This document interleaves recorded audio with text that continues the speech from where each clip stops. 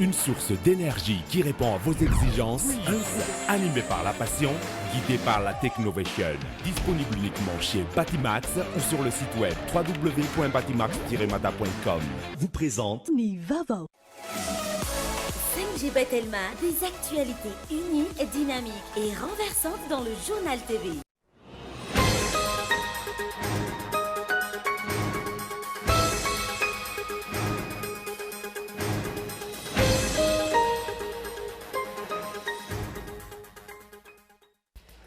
Mbola sarotra ny fametrahana sy ny fanajana ny fahafahana maneho hevitra eto Madagasikara raha ny zava-misy sy tato ato no jerena na eo amin'ireo samy mpikambana anaty vondrona na antoko politika iray.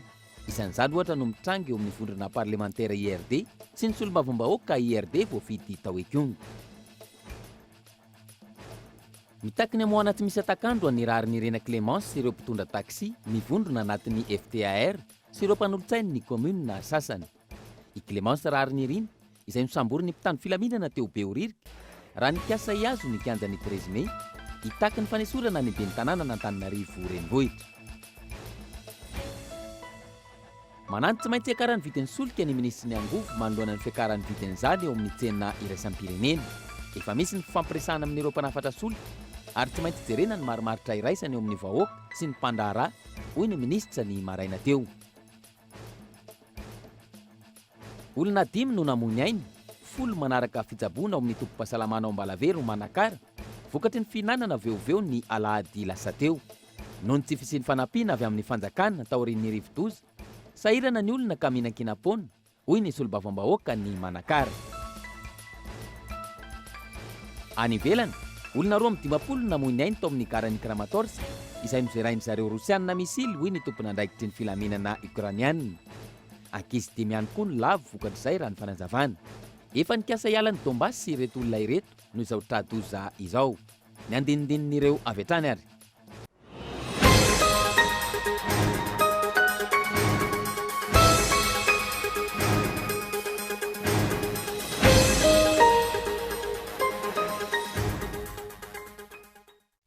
Ankasitrano isafidinao raha toka mbola mampandroso ao tokantranao na mitoerana maro samihafa ny fahita lavitra kolo amin'ity arivan'ny asabotsy ity tompolasy tompoko vavy manatitra ny araba ary tonga soindray eto ny fotoana ny fampalalama avao kosaiko ampanajana anaraka izany hatramin'ny farany.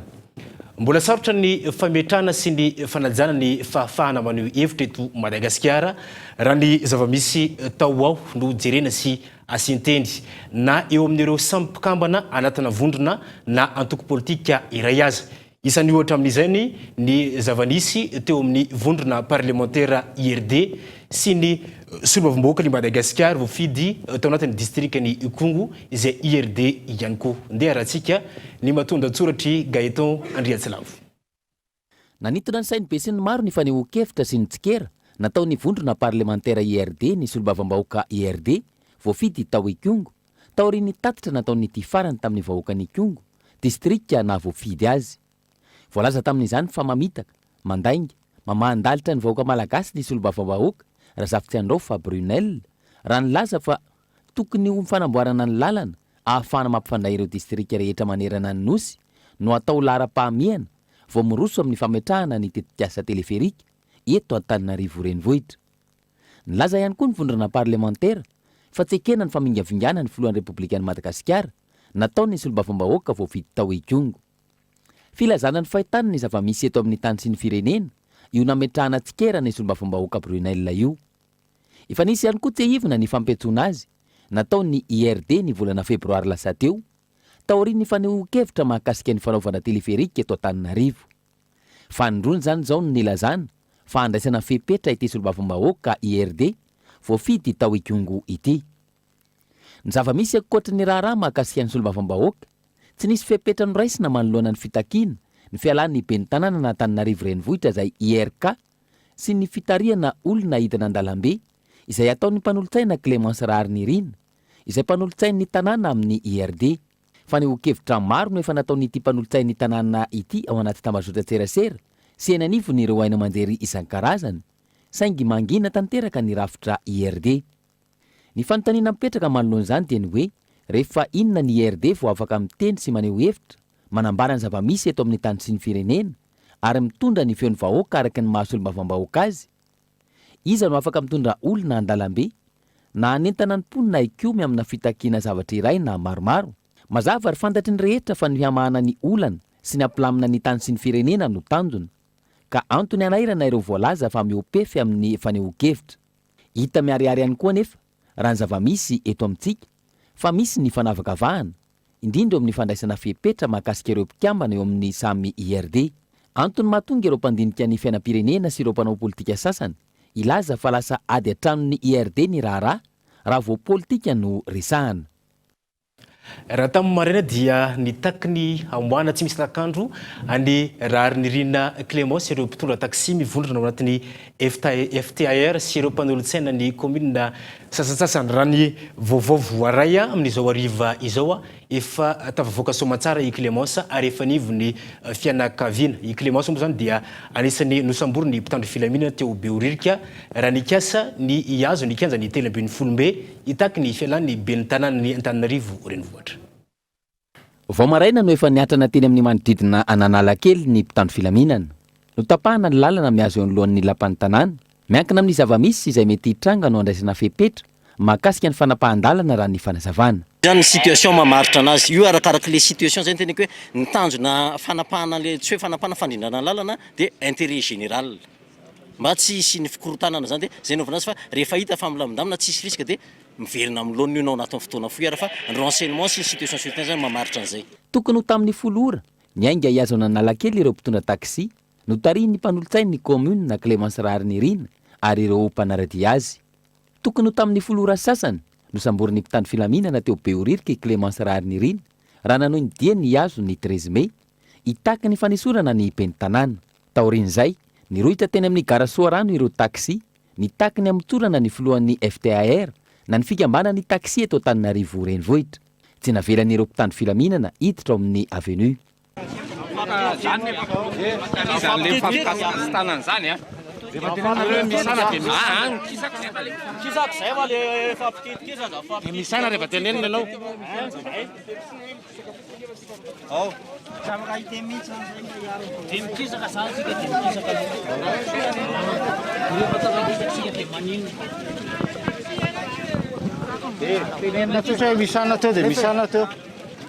Zay ataovy eritreretintsika zany. Sao dia hoe tsika rehefa no mijery izao fa rehetrarehetra mijery an'io daholo. Ireo mpanao gazety reo tsy mba tsy hiparitaka zany io amin'ny nakaiza amin'ny présidentanay avocat présidentanay tsy nangala tsy fa taxi moto nangala présidentanay madame Clémence Raharinirinina amin'ny tsy fihetezany raha na amin'ny commune na eto amin'ny firenena manontolo dia manohana an'izany ary mijoro anatreha an'izany foana izay tiako Madagasikara eto Antananarivo renivohitra. Eto izay dia mametraka satria samborina any namanay Clémence dia mitaky izay ny amoahana azy satria mitaky maneho hevitra izy amin'ny zavatra tsy mety. Tsy nahazo alalana izy ireo hoy ny eo anivon'ny mpitandro filaminana. Araka izany nentina nanazava mahakasika ny tiany hatongavana amin'ny hetsika nokasainy atao ny mpanolontsain'ny commune. Izy no nitarika anisan'ireo nitarika zany hoe hidina an-dalambe sy anao an'izay fihetsiketsehana zay dia nitarika an'ireo taxi maromaro tany amin'ny 30 hatramin'ny 50 tany no efa nitaritany niaraka taminy dia mila nalaina zany izy manazava an'izay satria tsy nahazo alalana izy. Tsy nahazo alalana zany izy tamin'ny préfecture na ministre taratasy tany fa tsy niaraka ny ara-dalàna zany fametrana an'ilay taratasy io dia tsy nahazo alalana izy dia zay no mila mamaly mikasika an'izay fandikan-dalàna zay izy. Ao anivon'ny fiadanana zany amin'ny gendarmerie misy enquête mixte atao aminy fa zany hoe juste procédure tsy maintsy atao moa zany zay ahafahana mijery hoe inona ny intention inona ny fait établi par rapport amin'ny zavatra misy. Noho ny fitarihana ireo mpanao taxi namany no nakana azy teo Behoririka ka nahatonga ny fisamborana araka ny fahitan'ny olona azy hoy ny eo anivon'ny zandary. Tamin'ilay fitaritana andreo taxi namany zay nanao fihetsiketsehana zany hoe teny amin'ny lalana zareo nanao an'izy io raha tany an-trano izy mety tsisy nakana azy tany fa izy nitarika andreo taxi namandreo. Tsy naharitra ela niverina ny filaminana teo Analakely sy ny manodidina nosokafana ny lalana. Andrasana araka izany ny mety ho toy ny raharaha mahakasika ny Clémence Raharinirinina. Ankoatr'izay nanao hetsika ho fampahafantarana ny fijoroan'ny fikambanana AKD na ny association kodiaran-droa ireo mpanao taxi moto teto anolohany ny kanja maki.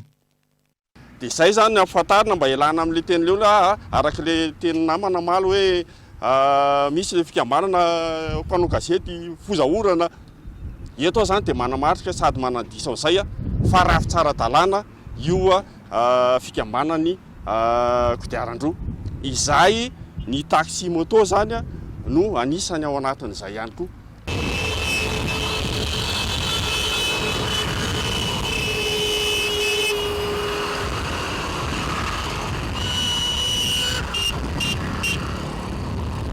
Reny zava-misy tamin'ny maraina fa dia raha ny vaovao farany teo zany araka rehefa nampitaina tamintsika dia efa eo anivony fianakaviana i Clémence Rarnirina amin'ity takariva ity fa lafim-baovao hafa tanteraka indray kosa manahy ny tsy maintsy hiakaran'ny vidin'ny solika ny ministry ny Angovo manoloana ny fiakaran'ny vidin'ny solika eo amin'ny tsena iraisam-pirenena. Efa misy ny fampiresahany eo amin'ny mpanafatra solika ary tsy maintsy jerena ny marimaritra iraisana eo amin'ny vahoaka sy ny mpandraharaha raha ny nambaran'ny ministra tamin'ny marina teo. Fanadidina entiny Nela Hanefson. Raha ny fanadidina natao, misy ny olana eo amin'ny mpanafatra solika sy ny fanjakana malagasy amin'izao fotoana ary mety ahina ny tsy fisiana solika eto Madagasikara raha tsy misy vahaolana mazava anatin'ny fotoana fohy. Anton'izany ny fametrahana ny vidiny eny amin'ny mpanjinjara sy ny tsy fandoavan'ny fanjakana ny trosan'ireo mpandraharaha solika izay mahatratratra any amin'ny 500 miliara ariary raha ny tatitra navoaka ny FMI ny faran'ny taona 2022. Tsy araka ny afiatrehan'ireo mpandraharaha solika ny zava-misy ankehitriny ny fandoavana tsikelikely io trosa io. Hatramin'izay entitra ny fanjakana ary ny fanjakana ireriany no mametra ny vidin'ny solika. Androany, na ny ministra tompon'andraikitra aza miayay manoloana ny mety hiakara ny vidin'ny solika izay efa miakatra be eny amin'ny tsena iraisam-pirenena. Ny vilany any tena miakatra be. Ny andro rehetra any efa nampitombo avy 2 eny ny vidy solika eny amin'ny pompe. Ny tokony ampitantaina atsika dia hoe hoakarina raha ve ny vidy solika eto Madagasikara. Ary raha ohatra ka akarina io sao dia tokony hitsitsitsika. Zany zao ny tokony réflexion mandeha ary zany réflexion fa mandeha fa zao ny fanjakana malagasy mbola mitsinjo ny vahoaka malagasy fa tsy hoe mitsinjo ny pétrolier samy hafa zany zavatra zany. Raha ohatra ka ny pétrolier mangataka hoe karo satria miakatra zao rehetra zao fanjakana malagasy kosa mieritreritra hoe ohatry ny ahoana pouvoir d'achat ny vahoaka malagasy. Dia zay mety amin'ny vahoaka malagasy aloha no ataontsika fotoana fanjakana fa tsy hoe zay mety amin'ny jirama na hoe zay mety amin'ny mpandraharaha anatin'ny solika na zay mety amin'ny Ukraine. Nambaran'ny ministra fa efa misy ny fifanarahana nosoniavin'ny fanjakana malagasy sy ny mpanafatra solika ny alakamisy lasa teo. Fifanarahana izay noraisina tamin'ny fijerevana ny efa mividin'ny malagasy rehetra sy ny tsy ahafaty antoka ireo mpanafatra solika. Pétrolier ihany fa efa fampiresahana zany amin'ny banque mondiale, efa fampiresahana ihany koa zany amin'ny FMI. Ny décision mbola tsy mbola misy décision tsika zao fa ny lalana mizotra makany amin'ny tsara no andehanantsika. Dia mbola manantitra hoe hatramin'ny volana Jona amin'ity taona 2023 dia mbola ao anatin'ilay lalàna ny antsoina hoe administration des prix, izany hoe tsy ny prix tian'ny pétrolier ampiasaina no atao fa mbola fanjakana mametra hoe zao ny prix varotanareo an'io solika io eny station service rehetra. Décision fanapakevitra rehetra raisina dia tokony tsara daholo. Na hoakarina na tsy hoakarina na ninona fa ny olana dia hoe rehefa misy décision raisina dia tokony misy mesure d'accompagnement. Mipetraka araka izany ny fanontaniana hoe efa manomana ny vahoaka amin'ny mety fiakarany vidin'ny solika ve ny ministra tompon'andraikitra. Na mafisin'ny ministra nandritra ny avalan-dresaka natao tamin'ny mpanao gazety fa mbola manana tahirin-tsolika mahatratra 20 andro i Madagasikara amin'izao fotoana. Tsy misy ny olana mahakasika ny afanafarana solika ka ny 17 aprily ho avy izao no tonga ny komando manaraka. Toedra raha mampitaitena ny maro ihany koa ny mahakasika ny vidin-tsolika satria raha hiakatra ny vidin-tsolika hiakatra ihany koa ny vidin'entana ilain'ny mponina amin'ny fiainana andavanandro fa ankoatra izay tandidin-doza ny sehitry ny asa eto Madagasikara haro mafy ny fahasahiranana raha mianaka indray ny valinaretana Covid-19 hoy ny Organisation Internationale du Travail na ny OIT izany. Raha ny atotanisa farany mbola latsaky ny 400 ny tampanaovana vaksiny eto amintsika izay anderan'ireo tompona ndraiky mpanjakana ny amin'ny tokony anaovana hetsika mahakasika izany. raha ny taremarika farany azo tao amin'ny tranokala Howard Data tamin'ny faran'ny volana martsa teo 3.9 isan-jato ny tapavitrihan'ny fanaovam-baksiny eto Madagasikara. Ta ambany izay anairan'ny OIT na ny Organisation Internationale de Travail ny fanamafisana ny ezaka avy amin'ny fanjakana amin'ny fanentanana ny olom-pirenena anao vaksiny. Il y a eu plus de 800 000 vaksiny maherin'ny valoety no voatery-nompotehana noho ny fataperan'ny fepitaona ahafahana mitahiry azy. Fa tiantoka ho an'ny firenena malagasy zany ary ny tsy fahampiniserasera sy ny fanentanana no antony mahatonga izany raha ny fomba fijerinay. Tsy ampy ny fampahafantaranay ireo vokatsoa amin'ny fanaovana vaksiny. Ny OIT izay nanao ny fanadiadiana ary nahita fa hasaray no avotra isaky ny misy olona 420 vita vaksiny. Tokony ho tsapantsika fa namiena aza ny trangana Covid-19. Tsy midika izany fa tsy misy intsony ny valanaretina. Mais c'est pas encore éliminé complètement. Raha ireo firenena manodidina ny Madagasikara 4.3 isan-jato ankehitriny tapavitrihan'ny olona manao vaksiny ao Comore, 4.7 isan-jato ny any Afrika Atsimo, raha 7.1 isan-jato ho any Nosy Maurice. Ny valanaretina Covid-19 izay nampitondra takaitra ho an'ny firenena rehetra maneran-tany, saingy ho an'ny Madagasikara tsy ampy ny tosika nataon'ny fanjakana ho andro sehatra tsy miankina hoy ny OIT. D'abord le tube de soutien, on sait que tsy nisy fanohanana sy fijerena ireo mpiasa amin'ny sehatra tsy manara-drafitra tamin'ity valanaretina ity. Raha ny tokony ho izy anefa, ilaina ny fiahiana ara-tsosialy azy ireny. Fiahiana izay natao hositrany rehetra ary tsy akasarotona ny fahazoana izany ho an'ireo mpiasa, eny fa na ireo amin'ny sehatra tsy manara-dalàna azy. Eo ihany koa ny tokony ho fanohanana mivantana ireo orinasa madinika sy salatsalana. Ohatra amin'izany ny fandoavan-ketra tokony alefahana. Eo ihany koa ny fepetra maro apetraky ny fanjakana tokony averina jerena ireny ary ho amoraina. Raha ny fanazavana orinasa vaventy maro no niendanja vokatry ny krizy ara-pahasalamana ka lasa voasokajy tao anatin'ny PME na ny orinasa madinika sy salatsalany ankehitriny. Ary ireo orinasa madinika sy salatsalany teo aloha taona ny katona ary eo no lasany amin'ny sehatra tsy manara-dalàna noho io tsy fampinotongana avy amin'ny fanjakana io. Ny sehatra tsy miankina izay miantoka ny fampiotinana ny toe-karena ka tsy tokony ataon'ny fanjakana ambany zavatra ho iatrany tompona andraikitra eo anivon'ny Organisation Internationale du Travail. Nanomboka ho malary ny farana tamin'ity androany ity tetsy amin'ny fiobentoerany antoko malagasy miara-miainga tsy ankirana ny fampiofanana ireo assistant parlementaire sy ireo ben'ny tanàna sasantsasany izay no karakarainy ny antoko fampiofanana izay nentina anampiny ireo ben'ny tanàna sy ireo assistant parlementaire itadiavana famatsim-bola sy entina ananganana tetikasa ho famparisoana eny fotony. Nanatanteraka atrikasa fanomezana fampiofanana mahakasika ny famolavolana tetikasa sy ny fitadiavana famatsim-bola mahakasika ireo tetikasa izay ilaina sy entina mampiroborobo ny vondrom-bahoaka itsinjara-pahefahana ny teo anivo ny antoko malagasy miara-miainga tao anatin'ny 2 andro ary ny farana tamin'ity androany ity teny amin'ny fiobentoerana izy ireo eny ankirana. Ny tena moa ben'ny tanàna lany tamin'ny antoko malagasy miara-miainga dia nisy fampiofanana izay nataony. Fampiofanana tao zany moa ny androany dia ndresaka momba ny projet zany hoe misy mpamatsy vola maromaro izay natorony atoko MMM maromaro izy ireo fa tsy voatanisaka eto daholo fa ny fanofanana ny menandroany moa zany dia mahakasika ny fikajikajiana ohatra hoe ny ohatra hoe raha anao sekoly efitra 2 zany ianao dia natorotoro teo daholo satria zany moa tsisy ben'ny tanàna nianatra an'izany fa ny fiofanana ohatr'izao ahafahana mahay anazy. Ireo assistant parlementaire sy ireo ben'ny tanàna avy amin'ny faritra maromaro no nandray anjara tamin'izany. Mandray anjara amin'ny fanohanana ireo vondrom-bahoaka ny antoko raha ny fanazavana.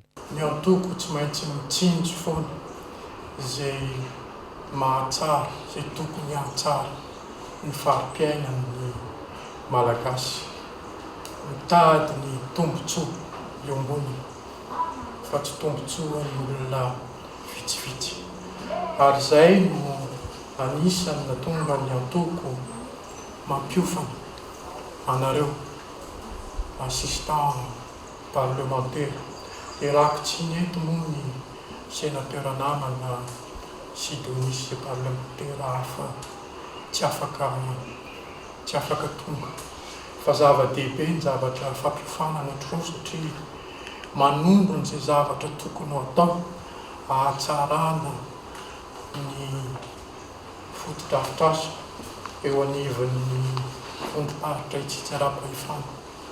Mahatsara ny fahampiainan'ny mpiarabelona, zava-dehibe izay.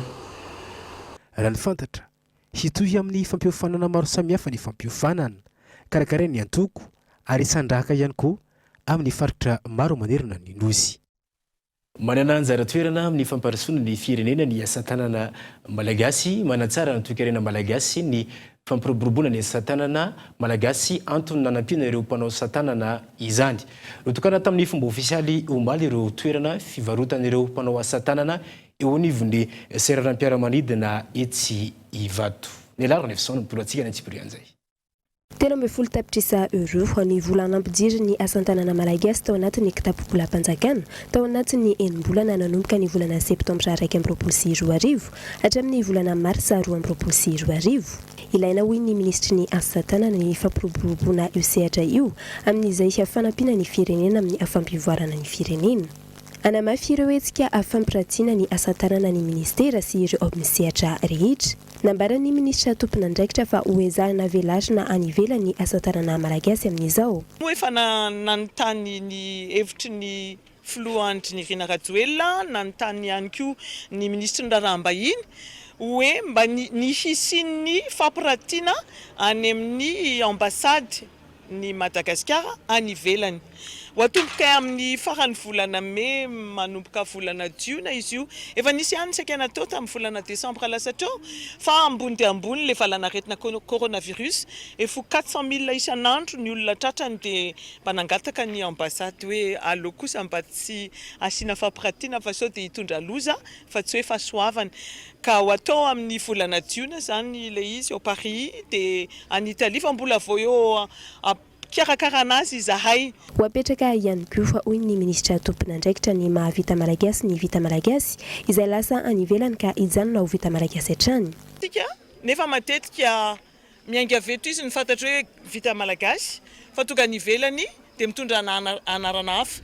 Nefa rehefa misy fitaovana miditra aty amintsika made in Taiwan na made in China na tsy fantatro manana ny fiaviany dia eketsika fa ny antsika izany ohatrany hoe atao akilabao atao tsy hita ka dia ady manokana moa zany iny hoe mba hisiny le label made in Madagascar tsy midika akory tsy fantatro ny iatefany fa efa niresaka tamin'ny ministre ny Ndrarambahiny efa niresaka koa tamin'ny ministre ny commerce sy ny industrie hoe mba tokony apetrakintsika ho reharehan'ny malagasy ao anatin'izay ny fedivanay ny fisian'ny papier antemour.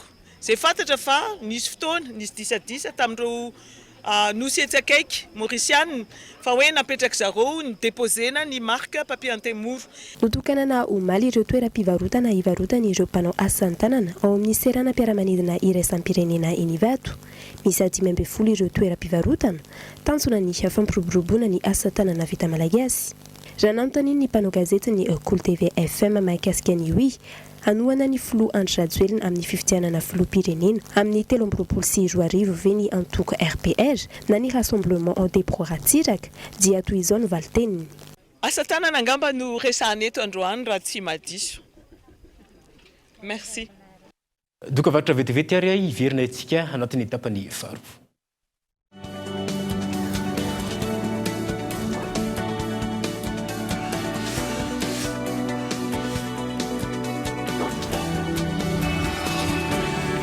Vivez tous les moments forts du Road to Basketball Africa League. Tous les matchs du Basketball Africa League en exclusivité sur Cool TV FM et Telma TV. Et tous les programmes sur la page Telma Madagascar. Dribble, shoot, dunk, du Basketball Africa League exclusivement sur Cool TV FM et Telma TV.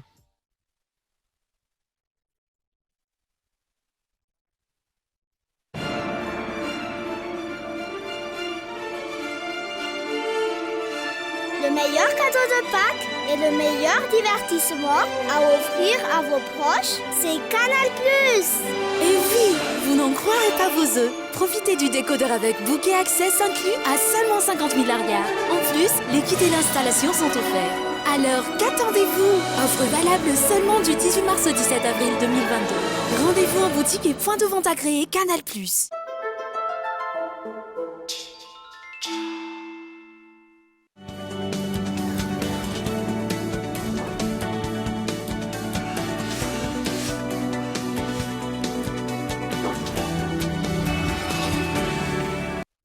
taverny tonivo ny tapany faharoa ny fotoana ny fampalalam-bavao mbola saiko atrananao naraka izany hatramin'ny farany fotoanantsika tahaka ny mazatra iarahana amin'ny sampana fampalalam-bavao ito amin'ny Cool TV FM isaky ny alahady amin'ny 7:00 ao anatin'ny fandarana alalino ny makasika ny lafiny ara-pahasalamana indray no entina aminao ao anatin'ny fandarana satria mbola maro ireo toerana lavitra indrindra ka samy manam-panana sarotra ny manatitra fanafody amin'ireny toerana ireny ka amin'ny alalan'ny drone amin'izao fotoana izao no hita ny fanjakana sy ny mpiara-mombonantoka anaterana fanafody eny amin'ireny toerana lavitra ireny ndeha rahantsika ny ampahany amin'izany.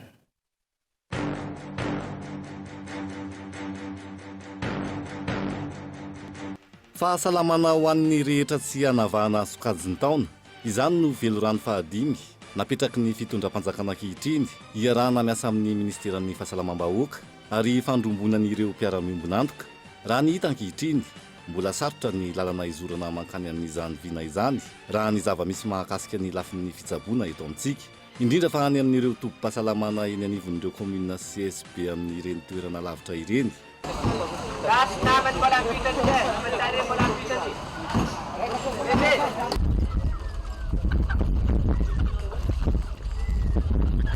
Raha ny hita mbola olana goavana eto Madagasikara ny fandefasana fanafody any amin'ireo tanàna lavitoerana misy ireo toerana izay mandany telo na efatrandro mandeha lakana fa ao ihany koa ny andehanana bisikileta ny saretin'omby vahotody any amin'ny tobim-pahasalamana sasany entana sy ny fanafody entina hitsaboana ny vahoaka.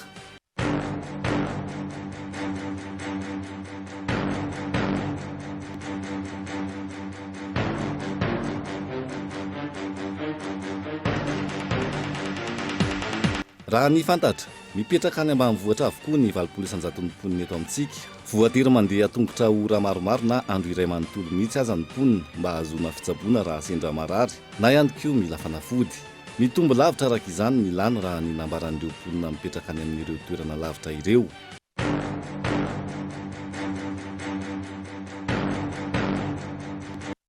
Bitsa amin'ny fito araka izany ny fotoanantsika no atin'izay fandarana alalino izay fa any amin'ny faritra lafim-baovao hafa olona 5 no fantatra fa namon'ny ainy 10 manaraka fitsaboana amin'ny tobim-pahasalamana any Ambalavero Manakara vokatry ny fihinanana veoveo ny alahady lasa teo noho ny tsy fiampin'ny fanampiana avy amin'ny fanjakana taorian'ny rivodoza sahirana avokoa ny olona ka mahinan-kinam-pona raha ny nambaran'ny solovim-bahoaka ny Manakara. Olona 5 no namony ainy 10 manaraka fitsaboana amin'izao fotoana izao noho ny fihinanana veoveo karazana oviala tao amin'ny Fokotany Tanambao commune ambanivohitra Ambalavero district ny Manakara. Alahady fotoana nangajiana anazy zany dia alahady lasineny atalata dia efa nisy matsiroy dia alarobia dia nisy matsiroy dia alakamisy maly zany dia izokiko farany matsimba dia bona aminay aho anjaika yahay makolo lavitra be misy anay zany. Efa fantanareo zany ny mihinana an'io veoveo sa sambany? Dia sambanay vao tamin'ity abaka la maharegn'olo nihinagna dia nihinagna zany fa hay sy mahalala fanaovan'ny fihinanana anazy. Dia nahitan'olona agnano aby zany fa aminay agny dia mihomagna avao mahay homagna dia sy nampagnino avao fa hay zany sy mahay fetezana anazy zany zay nahatonga anay nagnano an'io. Fa nagnino sy sakafo hafa nitadiavinareo fa veoveo? Dia saritsy ma dia raha mahery fa dia mandray misakafo hafa avao ny andavan'ny andro zany fa laba nahitan'olo nihinagna dia mbara hoe raha ba ho hay fihinanana anazy zany dia nihinagna sy nahay fetezana anazy saka hay zay nahatonga an'izao dia ndare loza be aminay. Io mosarinay zany nananay anazy mangataka hay fagnampena aminareo mpitondra fanjakana. Sisy hanina nyresinay zany zanakaindanay maro be fa dia fa vekagna hay mifamelomanay anazy. Taorian'ny fandalovan'ireo rivodoza farany teo ny amafy ny fahasahiranan'ny mponina hoy ny governoran'ny faritra tsy arak'izay anefa ny fanampiana voaray.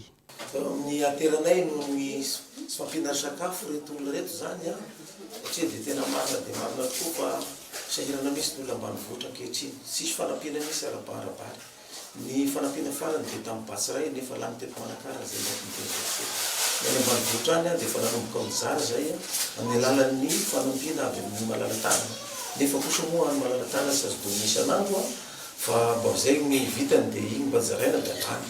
Tsy tonga tany fotony ny fanampiana avy amin'ny fanjakana raha nisy tokoa hoy ny solombavim-bahoaka ny Madagasikara ho fito amin'ny distrikany Manakara. Raha nandray ny andraikitra ara-potoana sy araky ny tokony ho izy ny fanjakana tsy nisy izao trangan-javatra mampalahelo izao. Ny zavatra tena mampalahelo dia fianakaviana raiky izy ireo. Ka ito dia tia resaka mpitondra fanjakana satria ny lalana rasy ny vary simba cyclone ny sakafo ny akondro tsy misy arapaka tsony ny vahoaka malagasy any ambanivohitra any fa aza taona risolona re ny vahoaka malagasy fa ty tena mba jerenareo akaiky fa tsy satry no izy a ireo sy rivotra reo fa voajanahary reo fa fantatra fa nahazo fanampiana isika malagasy tany amin'ny banque mondiale hanampinan'ireo havatsika na trabony reo oka zay sy tonga aty aminay atika fanampiana mba hanavotana reo tompiray tanindrazana izay nahatonga an'zareo ze zavatra hitany agny de sahagnany atao hanaovany ese sao de mahavelo zao namoezanaina olona anankidimy zao hitady an'io vahoaka malagasy io anareo raha piso